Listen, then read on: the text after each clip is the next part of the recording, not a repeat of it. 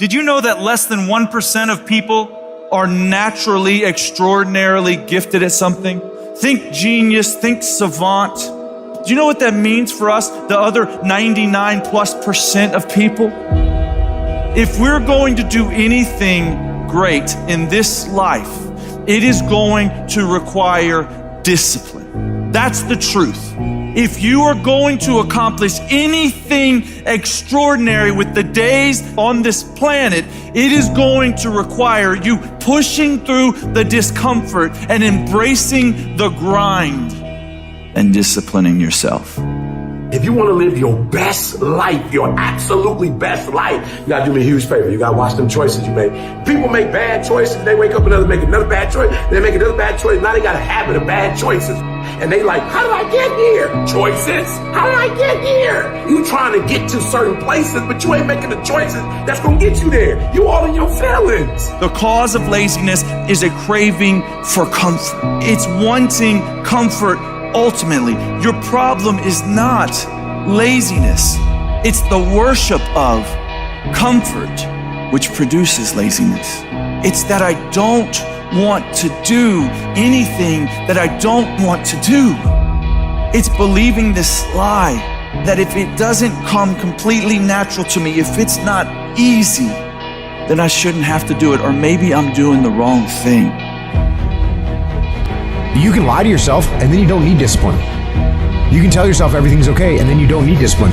You can lie to yourself and say that you're winning and then you don't need discipline. But if you tell yourself the truth, if you tell yourself the truth that you know you could be better, you know you could do more, if you tell yourself the truth, you won't have to find discipline.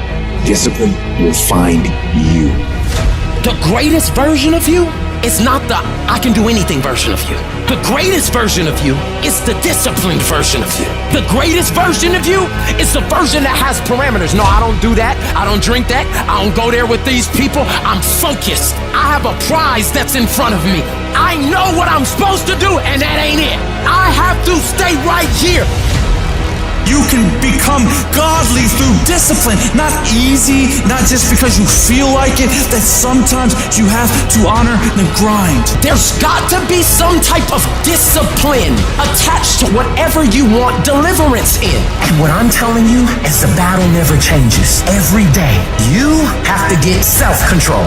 You've got to begin to think about the things you want to materialize in your life on a regular basis and think about it repetitiously. Literally, the things that we obsess about become the things that we possess in our lives. Your mind is a weapon, and you got to begin to use it and pick that weapon up and control it. Most people are out of control with their mind. They don't point it at something. They let the world point it, and they misfire all the time. So today, I want you to pick up that weapon that is your mind and begin to point it at the things you want. Becoming successful is a situation of developing discipline, persistence, patience, grit, character traits that you don't just get.